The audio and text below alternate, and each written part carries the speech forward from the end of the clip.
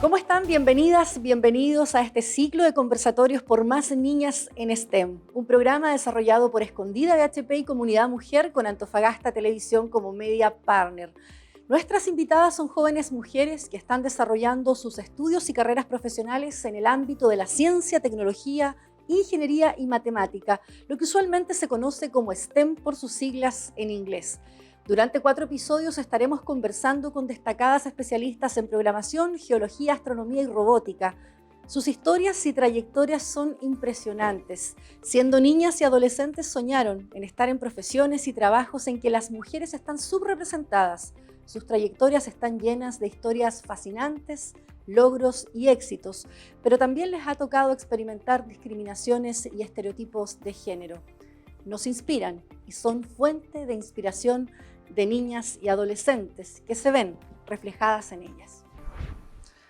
¿Te imaginas hablar frente a cientos de representantes del mundo en el gran salón de la Asamblea de las Naciones Unidas en Nueva York o ser la programadora más joven que aporta la elaboración de la primera política de inteligencia artificial de Chile? Estos son solo algunos de los logros de nuestra invitada del día de hoy. En este capítulo conoceremos a Valentina Muñoz Rabanal, también conocida como Chica Rosadita en redes sociales. Valentina tiene 20 años y es programadora y defensora de los derechos digitales.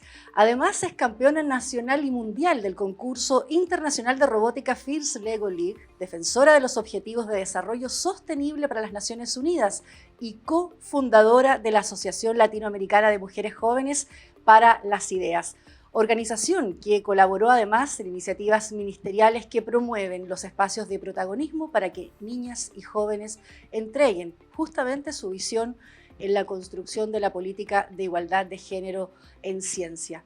También ha sido reconocida por Achoca como una de las 7 jóvenes más influyentes de Chile, como influencer inspiradora por la Fundación Inspiring Girls Chile y distinguida con el premio Exceptional Woman of Excellence por el Women Economic Forum.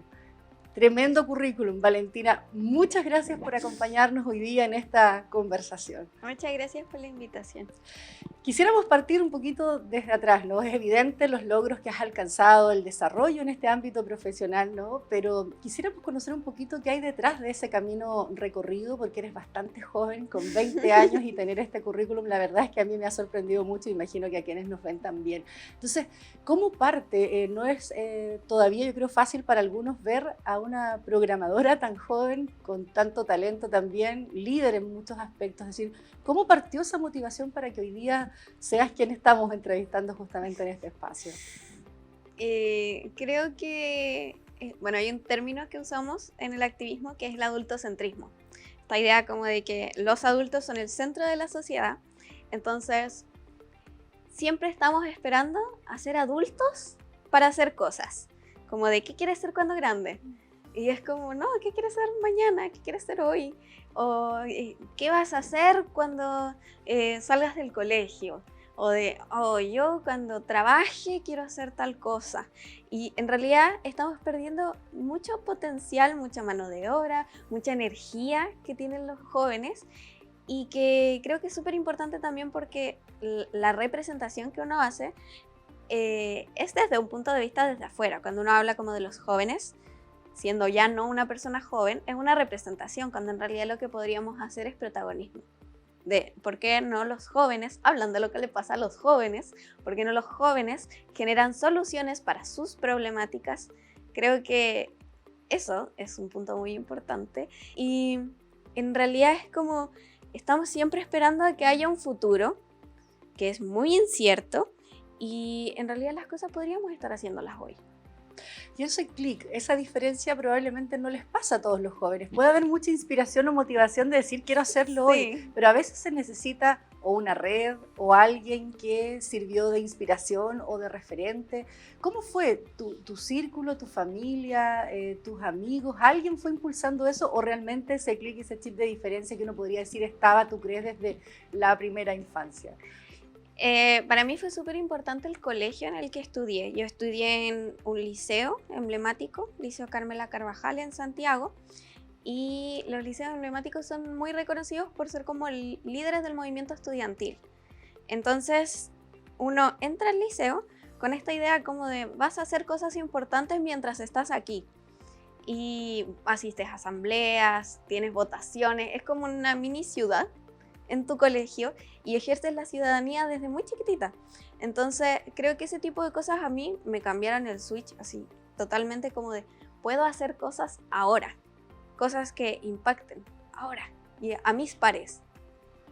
Eso es importante lo que tú dices, Valentina, porque no se trata muchas veces de escoger la carrera correcta o de escoger una profesión en la que nos vamos a desarrollar, sino que el impacto y cuánto podemos también incidir, ¿cierto?, a nivel social, es algo que hoy día se está planteando mucho más en los debates, pero que hace años no pasaba. ¿Tú sientes que muchas veces también tiene que ir más allá ese rol de no solo primero la carrera que escojo, sino para qué o por qué la quiero escoger?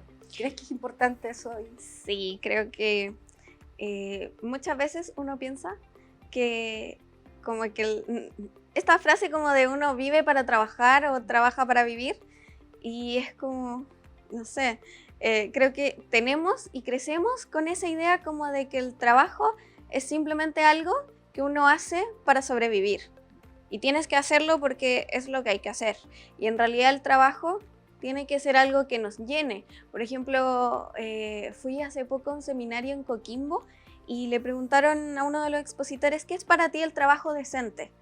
Y él decía, bueno, podría darte como la descripción de que trabajo decente es bla, bla, bla, pero en realidad para mí trabajo decente es un trabajo que te llene, es un trabajo que te hace sentir, oh, lo que estoy haciendo es importante, lo que estoy haciendo me hace sentido. Y creo que desde ahí nace, como por ejemplo en mi ámbito, que es la tecnología, muchas veces la tecnología no está al servicio de las personas, sino las personas al servicio de la tecnología. Y eso nace desde esta idea como de estamos desarrollando tecnología por desarrollarla y no para solucionar las problemáticas que las personas tienen. Ahora, cuando hablamos de tecnología también todavía es algo poco usual, ¿cierto? Tenemos las estadísticas, muchas veces se le pregunta a padres y madres qué quieren para sus hijos también en el futuro, ¿no? La mayoría responde carreras obviamente STEM o ligadas a estas áreas para sus hijos, pero a diferencia no lo quieren así para sus hijas, ¿no? A veces lo que tú hablabas de esta imposición de la familia de esperar que tengas 18 y más encima decidir sobre tu futuro para lo que quieren que seas, ¿cierto?, en el desarrollo profesional. Entonces, ¿cómo ves también ahí la decisión que se puede ir tomando respecto de las carreras? Todavía hay muchos estereotipos respecto de que existen carreras masculinas y femeninas, pese a que hemos ido avanzando muchísimo a nivel país, ¿no? Pero ¿cómo se hace ese quiebre y esa diferencia? Hablabas del colegio, de los círculos de la primera infancia o de la adolescencia probablemente, y esos estereotipos siguen estando aún presentes en muchos establecimientos educacionales hoy día.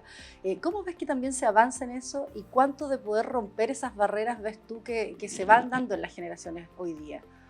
Creo que es multifactorial. No pasa solamente en las escuelas ni solamente en la casa, sino que una cosa involucra a la otra. Y creo que la familia cumple un rol muy fundamental, porque es nuestra primera escuela es la casa. Entonces, desde ahí nacen como nuestras visiones de lo que podemos llegar a ser, y creo que muchas veces también nos pasa con la tecnología que ignoramos, que es como un mundo al que hay que acceder. Siempre olvidamos como el acceso a la tecnología, y las mujeres tienen menos acceso a la tecnología, tienen mucho menos probabilidad de tener un trabajo en ciencia y tecnología, menos probabilidad de tener un celular. Entonces, a nivel mundial son datos que te dicen, le estamos pidiendo a las niñas que se dediquen a la ciencia y la tecnología cuando no conocen lo que es la ciencia y la tecnología, cuando no están dentro de ese mundo. Entonces creo que es importante entender el acceso como algo global, algo cultural, es decir, el acceso a Internet, por ejemplo, es un derecho humano a estas alturas de la vida, y tenemos que hacer que ese acceso sea universal, sea gratuito y que sea con un enfoque de género. Y no significa que le vamos a dar más Internet a las niñas, sino que vamos a dar el Internet en equidad para todas las personas. Creo que también es importante el que los jóvenes también podamos educar a las personas más grandes. Entonces, muchas veces estamos esperando que los adultos entiendan cosas desde un contexto muy distinto. Es como, ay, yo quiero que mi mamá sea feminista, pero tal vez mi mamá creció en un entorno muy distinto, tenía unos papás que pensaban de una manera, fue a un colegio en el que le enseñaron ciertas cosas. Los cambios son graduales Y nosotros en este momento, mi generación, tiene mucho acceso a la información. Y creo que es también nuestro rol ir y compartir esa información con nuestros papás, con nuestros abuelos, y ojalá que ellos también tengan la disposición de aprender de nosotros. No siempre tiene que ser los adultos enseñándole a los más chicos, sino que es algo recíproco, y creo que el diálogo intergeneracional nos enriquece muchísimo.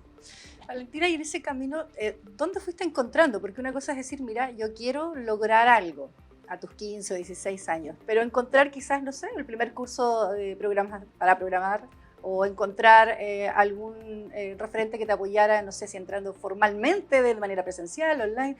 ¿Cómo está hecho también el camino hoy día en Chile para quien quiere dice, mira, voy a tomar este desafío? O sea, ¿cómo fue para ti, por ejemplo? Cuéntanos esa experiencia de decir, fuera de cámara me contabas, siempre quise ser hacker. Entonces, yo creo que a muchos se les puede ocurrir hoy día, ¿no? Pueden tener cierta inclinación por esta área de desarrollo y de ciencia y de tecnología, pero no saben a veces dónde, cómo lograste ir abriéndote esas puertas o metiéndote, de qué manera. Yo siempre he dicho que soy muy afortunada. Creo que he estado en los lugares correctos, en las oportunidades correctas, y he sabido tomarlas. Mi primer acercamiento con la tecnología fue porque mi mamá trabaja en ventas y estuvo trabajando un tiempo en Telefónica. Y mi mamá siempre me llevó a su trabajo porque a ella le interesaba mucho que yo viera lo que ella hacía, que la acompañara en su día a día. Y yo ahí me acerqué a la tecnología, a lo que hacían los hackers, a los que hacían como en ciberseguridad y eso. Y siempre lo tuve como, oh, me encanta, como idealizado. Pero también tenía mucho esta idea como de, cuando salga del colegio, voy a hacer esto. El hacker, dices tú, no, la hacker también, ¿no? Sí, y son cosas que uno sigue teniendo muy interiorizado. Y cuando yo entré al liceo, en mi liceo, que es emblemático, es público, gratuito, pero igual al ser emblemático tiene otros recursos. Entonces igual teníamos un taller de programación, o sea, un taller de robótica. Y la robótica es programación y construcción de robots. Entonces yo me enamoré de la programación. La verdad fue como amor a primera vista, y era gracioso porque cuando eres más chiquita entras al taller y lo más común es que quieran construir robots, como que es la parte más llamativa. Y yo fue como, ¡oh! Quiero programar, como, no sé, me encantó esa idea de que puedes aprender un nuevo idioma y entablar una conversación con una máquina. Estás hablando el lenguaje de las máquinas. Lo encontré tan maravilloso que yo dije, no, quiero aprender y quiero hacer esto el resto de mi vida. Y desde ahí, bueno, también fue como esta idea de, puedo empezar ahora. Y desde ahí me puse a buscar simplemente, y siempre he sido como de, no sé, la idea de que lo peor que te pueden decir es no, y después de un no, va a haber otro no, pero en algún momento va a haber un sí. Entonces, como que en pedir no hay engaño. Es como, si hay una posibilidad, hay que intentarlo. Y desde ahí yo siempre empecé a postular como a los cursos, a los talleres, becas, y muchas veces me dijeron que no porque era mujer, me pasó. Muchas veces me dijeron que no porque era muy joven, me decían como, no, es que esta beca es para mayores de 18 años, y yo como, pero quiero hacerlo ahora.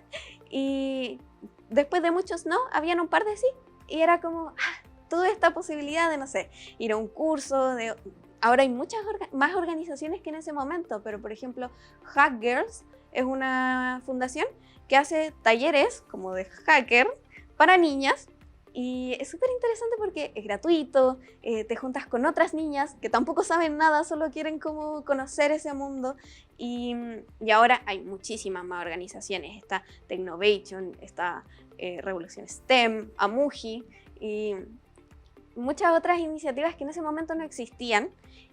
También esto como de poder hacer cosas online que nos trajo la pandemia, yo creo que es una oportunidad maravillosa, porque en ese tiempo también me pasaba que me decían como, ay sí, súper, quedaste para tal curso gratuito y es a las 8 de la mañana todos los días en la Florida, y yo vivía en Quilicura. Entonces era como, me tengo que levantar a las 5 de la mañana todos los días para poder cruzar toda la región metropolitana y llegar a este curso. Entonces ahora hay muchas otras opciones que creo que uno tiene que perderle el miedo y postular, pedir, y en algún momento te van a ir diciendo que sí, y te vas a dar cuenta, por ejemplo, en el tema de la programación, que es muy de autodidacta.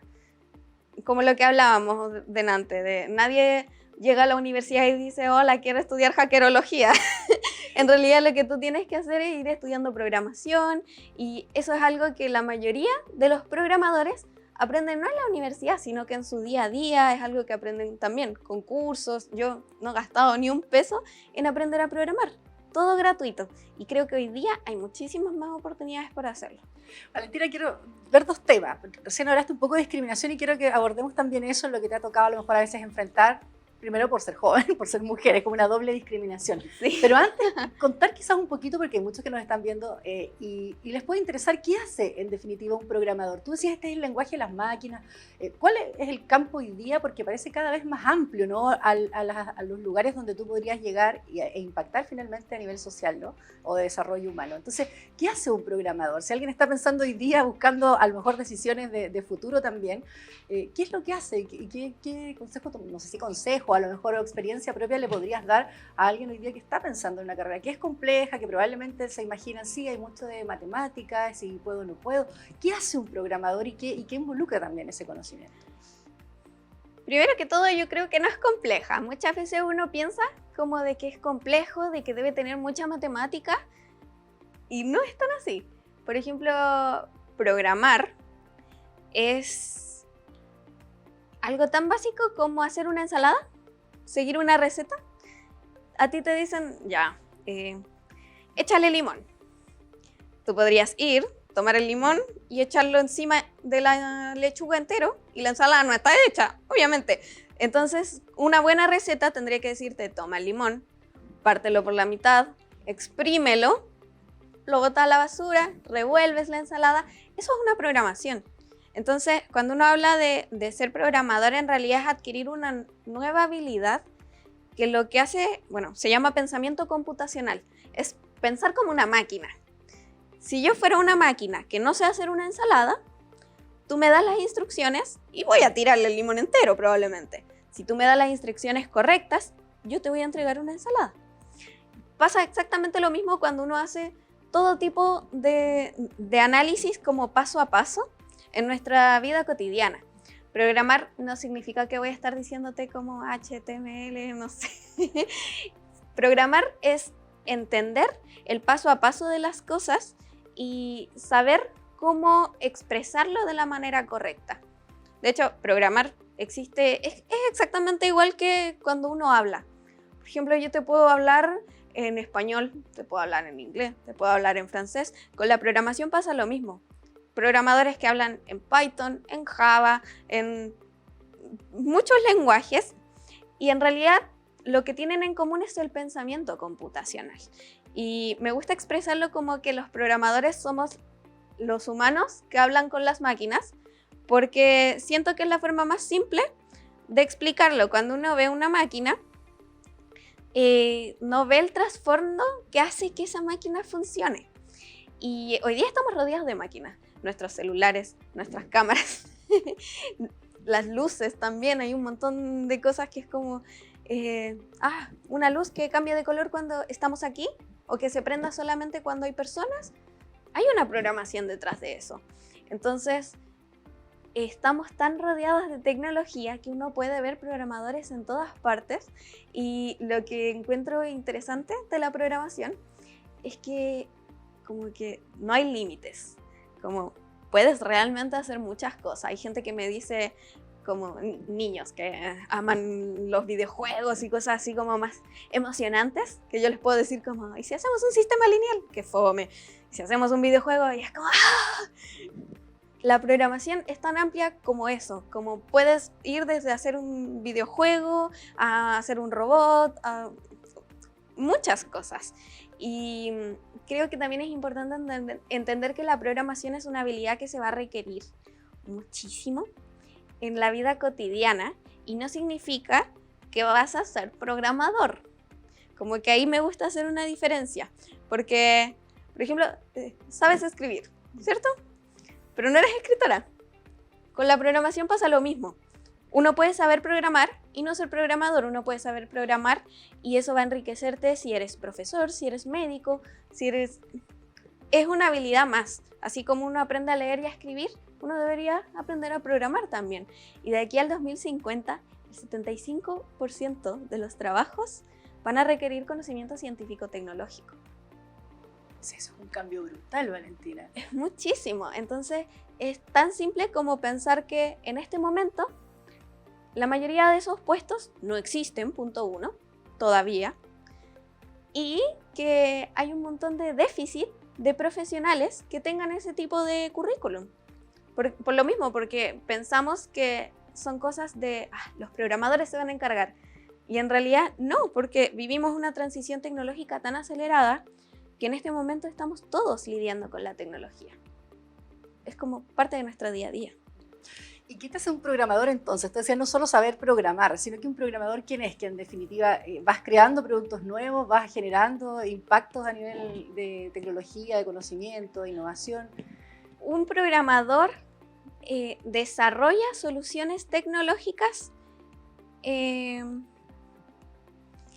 pero a través del pensamiento computacional, como de cómo podemos hacer que esto se sistematice, como de hacer que todo pase por aquí y salga de la misma forma.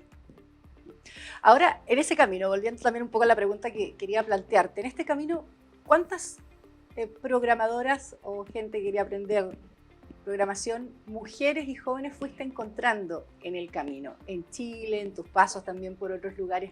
¿Cómo fuiste encontrando en esa red también a otros que quizás tenían la misma motivación que tú, a otras? Bueno, mi liceo es un liceo de niñas.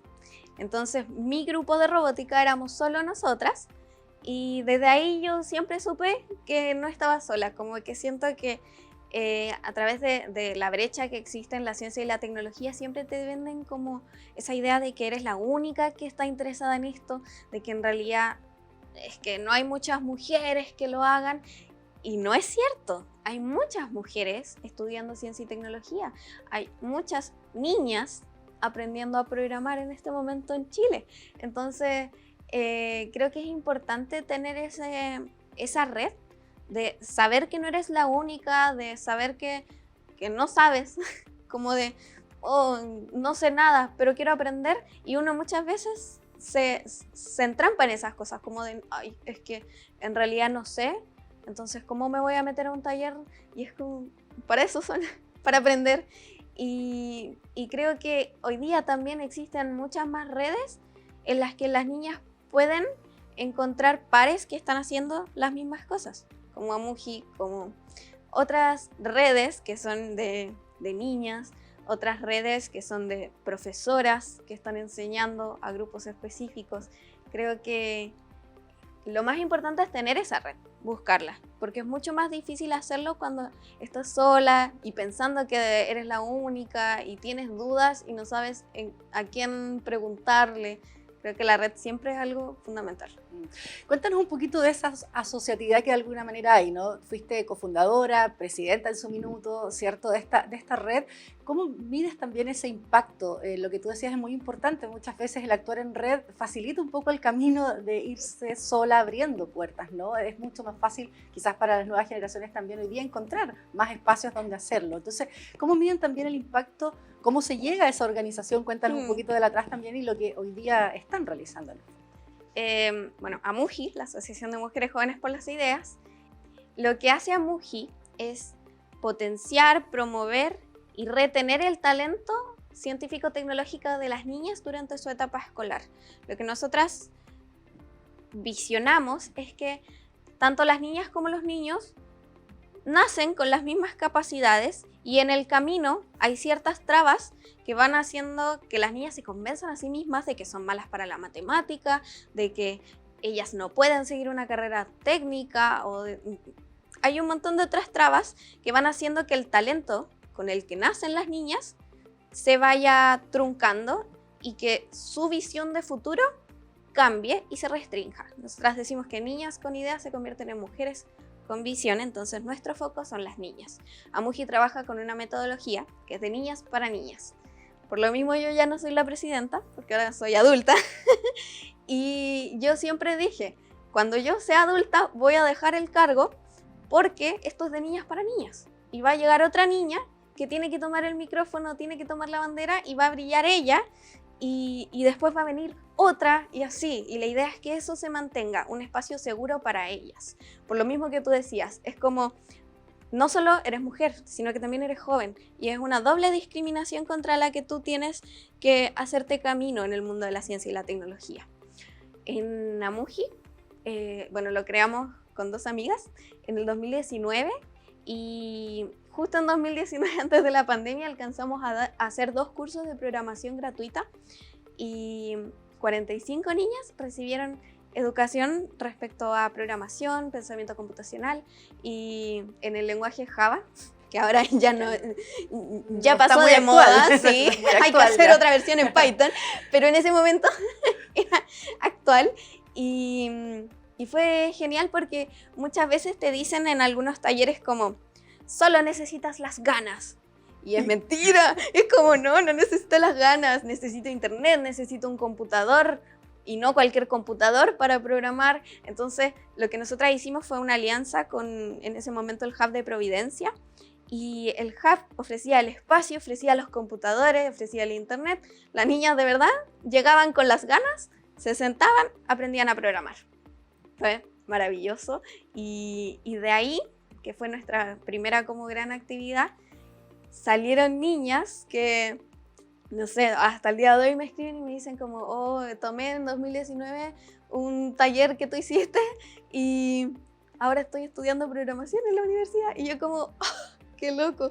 Y nosotras también hacemos como esas encuestas, como de percepción, de antes de entrar a una actividad, ¿verías una carrera tecnológica como en tu futuro?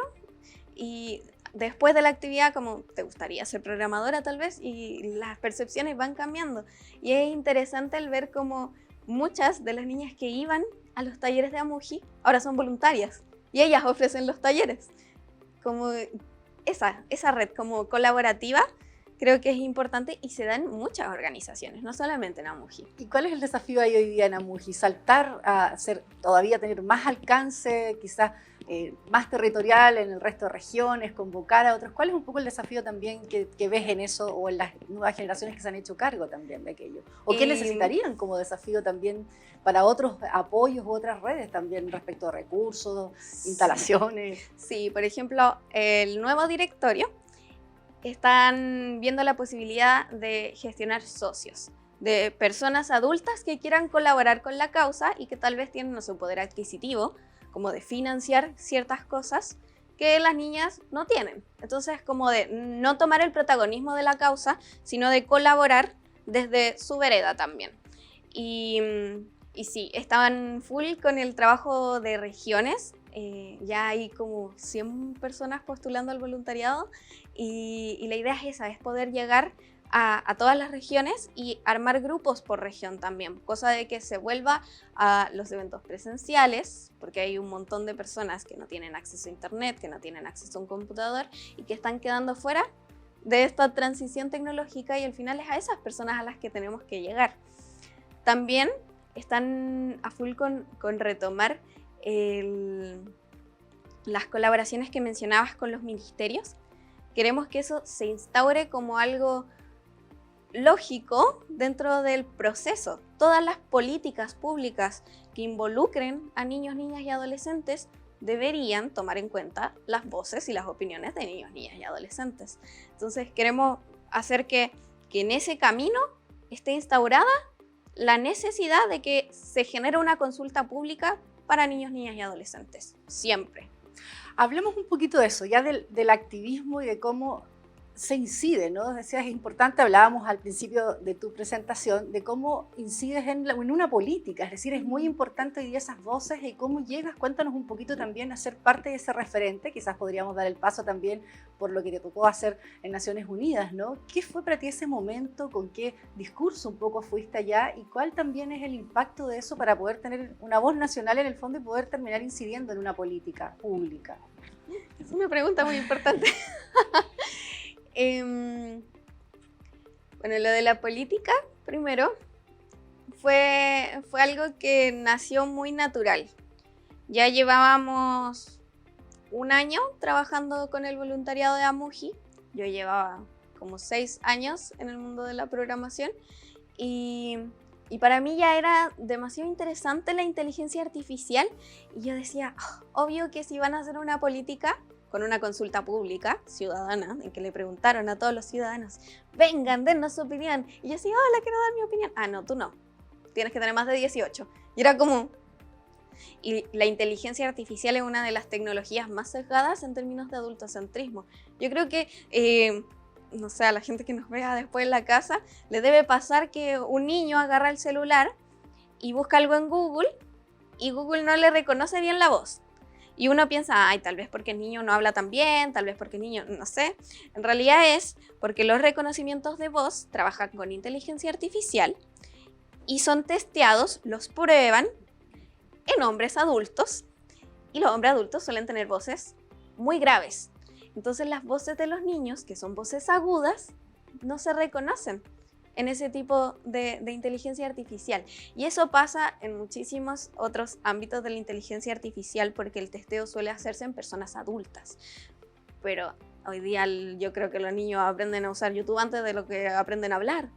Y creo que es importante también que se entienda que no solamente los desarrolladores de tecnología tenemos la responsabilidad de regular como este tipo de tecnologías, sino que los usuarios, que puede ser tú, que puede ser un niño de 2 años, que puede ser un señor de 70, todas las personas que usan la tecnología, que son usuarios, tienen también la responsabilidad y deberían tener la oportunidad de opinar respecto a cómo estamos regulando estas tecnologías, porque son parte de ese proceso.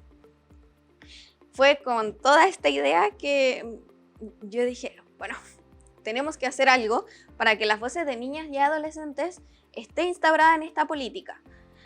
Se cerraba como el proceso para enviar opiniones en agosto y yo estoy de cumpleaños el 21 de julio. Entonces yo les dije, hagamos el proceso completo con niñas. El 22 de julio voy a tener 18, voy a ser adulta, firmo y lo mando. Y eso hicimos.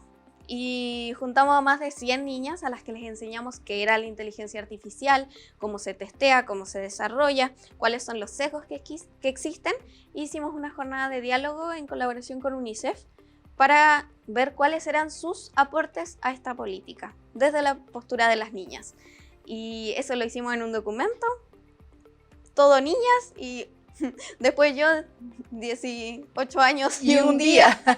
Claro. Perfecto, y ya, firmando. Y de hecho el ministerio después nos citó como a pedirnos disculpas, entre comillas. Nos mandaron a La Moneda, nos hicieron un desayuno. Fue como, nos enseñaron un montón, porque nosotros lo primero que pensamos fue, ¿qué van a saber los niños sobre inteligencia artificial? Y en realidad el aporte que nosotras habíamos entregado era mejor que personas que llevaban 15 años trabajando en el área. Como, ustedes pensaron en cosas que nosotros nunca habíamos pensado. Y fue como, porque no eres un niño, como ya no eres un niño, entonces no ves las cosas de la misma forma. Y no, fue maravilloso y de hecho ese proceso lo que queremos que se haga sistemático en el resto de las políticas públicas. Claro, que no se trate solo de esa fotografía de ese momento, Sí, sino que en realidad tenga un impacto real, una vinculación real, que muchas veces hablabas tú de la consulta, ¿no? Pero a veces la consulta queda solo en eso, en una base de datos y un texto que a lo mejor alguien compiló, pero que no se traduce finalmente en una política pública, o no se recogen esas inquietudes. Sí. Incidencia, lo que tú decías, como de ver el producto final y decir, yo estuve ahí.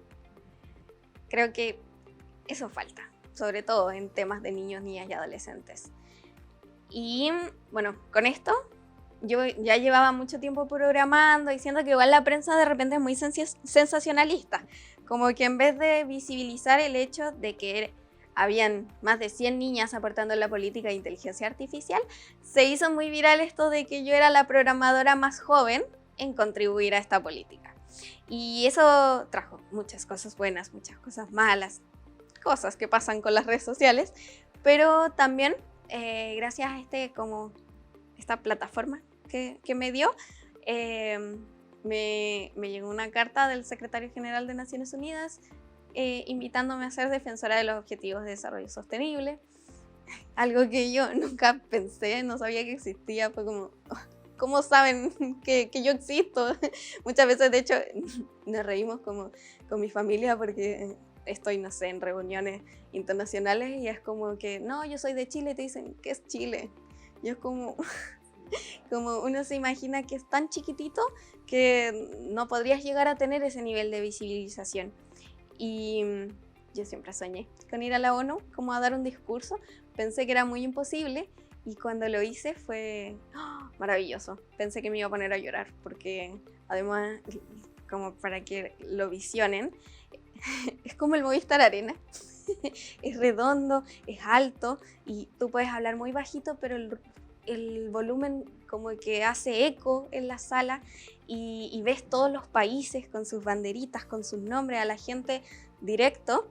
Y bueno, es como una especie de reunión muy oficial, entonces suele ser muy, muy serio, muy formal y a mí me aplaudieron y fue como, "Oh, la asamblea no hace eso", y fue un orgullo como de decir, "Oh, qué maravilla". En ese momento yo dije, me voy a poner a llorar. Y también fue como muy bonito porque fue un discurso que preparé durante harto tiempo y que quise dar en español. Como, en las Naciones Unidas siempre está muy instaurado el inglés.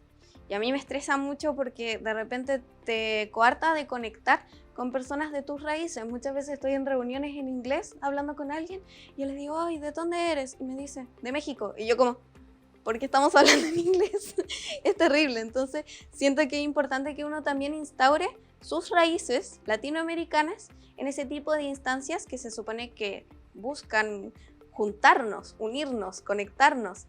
Entonces parto mi discurso diciendo que lo voy a hacer en español porque es mi raíz, porque creo que es importante y hablé mucho también de la contingencia. En ese momento se había derrocado el derecho constitucional al aborto en Estados Unidos. Entonces, hablé un poco de eso, hablé de la Agenda 2030, de los Objetivos de Desarrollo Sostenible, de por qué es importante que avancemos en eso.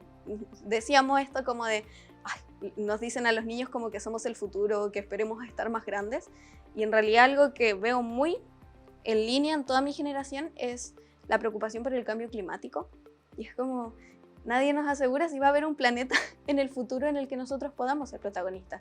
Tenemos que hacerlo ahora.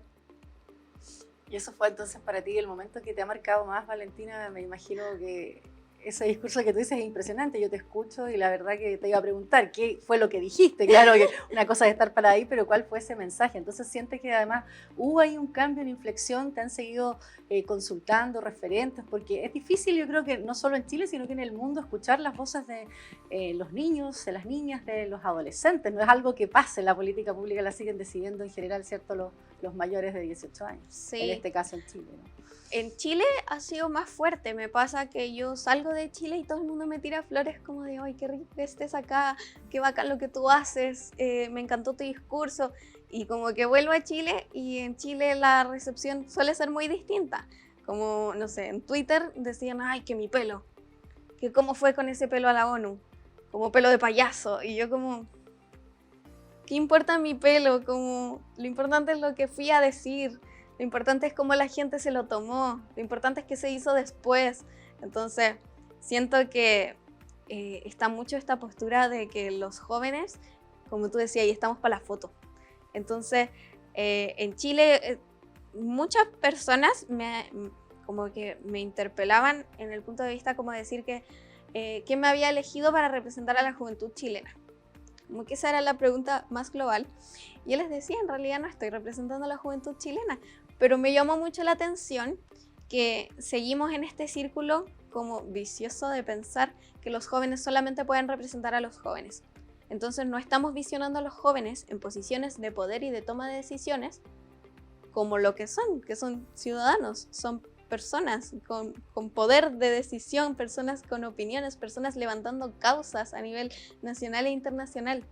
Es como, es que tenemos un joven porque es el más joven, tenemos un joven porque hay que tener juventud, tenemos un joven porque vamos a hablar del futuro, y es como, no, los jóvenes también podemos estar para representarte a ti, para representar a mis abuelos, para representar a mis perros, como los jóvenes deberíamos estar al mismo nivel en la conversación, y creo que eso nos va a enriquecer el diálogo intergeneracional, es decir, tú sabes cosas que yo no sé y vives cosas que yo no he vivido y ves las cosas de una forma, no significa que tú vas a estar en la mesa de los adultos hablando cosas y yo en la mesa de los niños hablando otras cosas, sino que tenemos que sentarnos en la misma mesa y decir cómo lo que tú has vivido puede contribuirme a mí y cómo lo que yo veo del mundo a ti también te puede contribuir.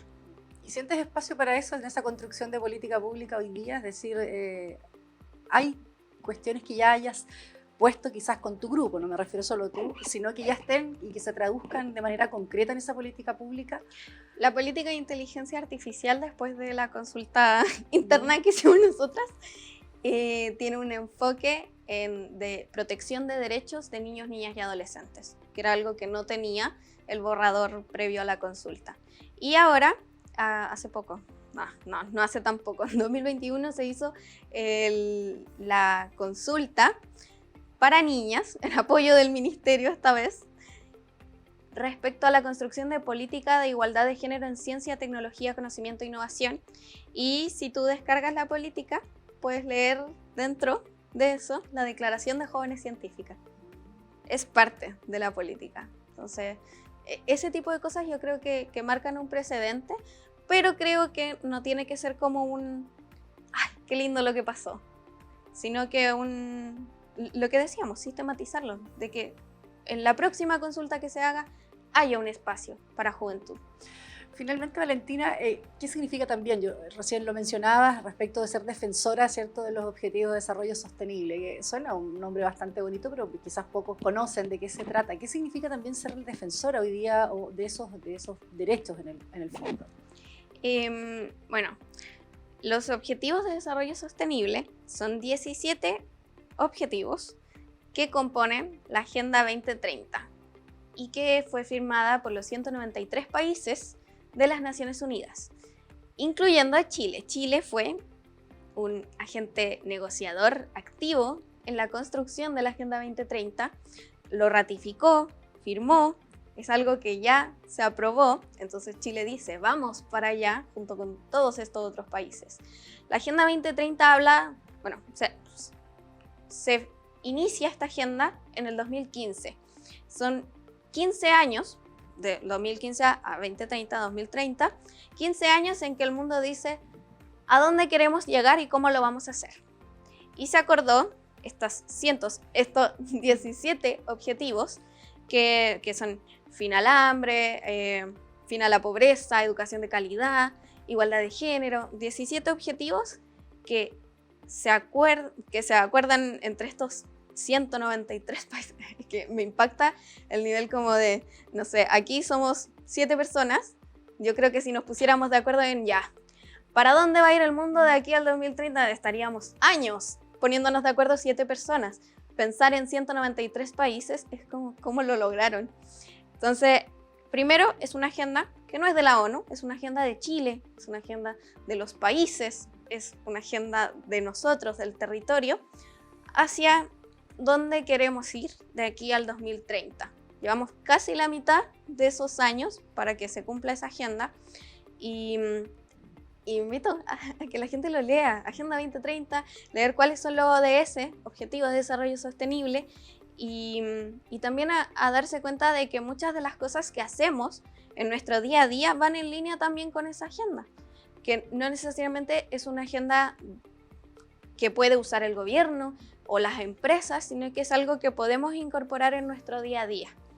Eso es más o menos lo que yo hago en mi rol de defensora, de explicar que es promover, qué es decirles, es esto, se va a aplicar en cierto tiempo, resuelvo muchas dudas y bueno, los defensores somos varias personas y con cargos impresionantes algunos, como el presidente de Microsoft, hay una princesa Mia Mottley, o primeros ministros, personas que es como wow, y cada uno en su territorio tiene este rol de promover la agenda y concientizar a su territorio respecto a cuál es el trabajo que se está dando a nivel mundial en torno a eso.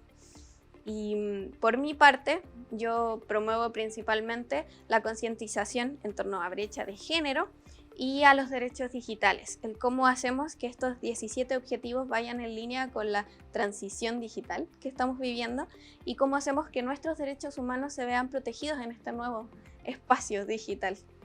Que ahí todavía hay una conversación muy precaria, dicen algunos, que falta todavía muchísimo respecto a derechos digitales también. Muchísimo. Valentina, por último, quisiera solo preguntarte un poco cuál es el desafío próximo, futuro que tienes en lo profesional, cuáles son tus sueños en lo personal, tal vez hoy día que uno ve, has logrado muchísimas cosas, ¿no? Que generan, me imagino, satisfacción no solo en lo personal, sino el impacto del que hablábamos en el territorio, a nivel social, a nivel de círculos, de quienes se mueven también en el área de desarrollo científico y tecnológico. Entonces, ¿con qué sueños hoy día, Valentina? ¿Qué buscas? ¿Qué desafíos tienes en lo próximo también? Siento como que muchas cosas que soñaba cuando chica ya se cumplieron y ahora tengo que pensar en nuevos sueños porque ya no me quedan para cumplir. Voy a publicar un libro en abril, un libro para niños, niñas y adolescentes sobre la brecha de género en ciencia y tecnología. Y también estoy organizando la primera convención internacional sobre derechos digitales. Espero que se haga en Chile, de hecho. Pero hay que hacer negociaciones y cosas. Cuesta, dices tú, un poquito más en Chile a veces. Sí, a veces, pero creo que se puede. Chile ha sido líder en muchísimas políticas en torno a derechos digitales. Hemos hablado de neuroderechos, la misma política de inteligencia artificial, algo en que Chile ha sido pionero y creo que los ojos del mundo están en Chile en torno a esa temática. Entonces, hacerlo en Chile para mí, por ser chilena, es como mi territorio bacán, pero además, creo que es un hito que sea en Latinoamérica y que sea de parte del país que está liderando las políticas públicas en torno a ese tipo de cosas. Valentina, respecto del libro, igual es importante, recién hablábamos un poco de los referentes, de las redes, tú también sientes que algunos te denominan hoy día como un influencer, ¿no? En esta materia. Entonces, ¿crees que es importante también lo de los referentes? ¿Tú tienes referentes hoy día o tú misma te has convertido para muchas chicas jóvenes probablemente y niñas también en un referente? ¿Sientes peso hoy día en eso? ¿Qué tan cómodo a lo mejor te sientes? Y también saber si tú tienes algún referente importante hoy día. Siento que es mucha responsabilidad, muchísimo. Ahora pienso todo lo que digo, todo lo que hago, es como, hay niñas mirando, como es importante. Pero me gusta mucho, me gusta saber que tienen a alguien, porque cuando yo era más chica no conocía como referentes jóvenes que yo dijera, ay, esta mujer joven en la tecnología me encanta, quiero ser como ella, y que ahora las niñas digan como, ay, quiero ser como la Vale o la chica rosadita, es como, qué bacán que tengan ese referente, porque era necesario. Y sí, tengo referente, la Barbarita Lara, chilena, la primera persona chilena en entrar a la lista de los innovadores del MIT, menores de 35 años, primera chilena. Bueno, ella es programadora, la admiro mucho y de hecho la conozco, hace poco estuve en un panel con ella, son cosas como que yo sí, no puedo creer que estoy en un panel al lado tuyo, ¡qué emoción! Y creo que es importante eso, como también el no idealizar, como idolatrar a alguien, ponerlo en un pedestal, sino que así como tú me ves, 1,5 metros, con pelo de payaso, como podrías toparte conmigo, no sé, en la calle, conversar. Y yo me pasó como conocí a Barbarita Lara, le pregunto cosas como de, ¿sabes qué? Tengo una duda existencial y conversamos, ahora voy a paneles al lado de ella. Entonces creo que es importante el tener referentes, pero que sean una guía, un ejemplo, pero no eso de influencer a mí, no sé si soy influencer, prefiero decir que soy activista, porque lo que hago creo que tiene un sentido, una causa detrás. Y creo que eso es importante, porque el influencer es muy esta figura como muy banal. Fírmame un autógrafo, como no, como hazme una pregunta a mí. Como eso, me gusta que ahora hay muchas referentes. Y creo que también la tecnología nos hace visibilizar también que hay muchas mujeres, como que es tan fácil como que yo vaya, le saque una foto a una niña y diga, conózcanla, y lo subo a Twitter. Y se hace viral y ahora es así de rápido. Entonces creo que también nosotros tenemos el rol de visibilizar, de decir, no mostrar siempre a las mismas personas. Como ojalá que ya no me suban a mí, que suban, no sé, a Millaray Gómez, que es una amiga que yo conozco, que admiro mucho también en el mundo de la tecnología, que suban a niñas que tienen proyectos escolares, que se muestre que no es una, sino que somos muchas referentes tienes así para elegir. Quiero agradecerte profundamente el que hayas conversado con nosotros, compartido parte de tu vida, de tu trayectoria, de cómo se fueron dando las cosas, de lo que un poco buscas hoy día también sueñas, de cómo se construyen esas redes. Así que muchas gracias por habernos acompañado, Valentina, en este espacio por más niñas en STEM. Sí, muchas gracias a ti también. Bueno, ha sido realmente impresionante esta conversación con Valentina, conocer su trayectoria y cómo ella misma se ha transformado en fuente de inspiración sin duda hoy día para niñas y adolescentes. Trabajemos en conjunto para incentivar las vocaciones científicas y tecnológicas de las niñas en Chile, para ampliar sus sueños y hagámoslo ahora. No podemos seguir esperando un mañana de cambio si no realizamos las transformaciones hoy. Los dejamos invitados para el próximo 24 de noviembre con otra interesante invitada que se dedica a la ingeniería y la robótica. Por más mujeres en STEM. Nos vemos.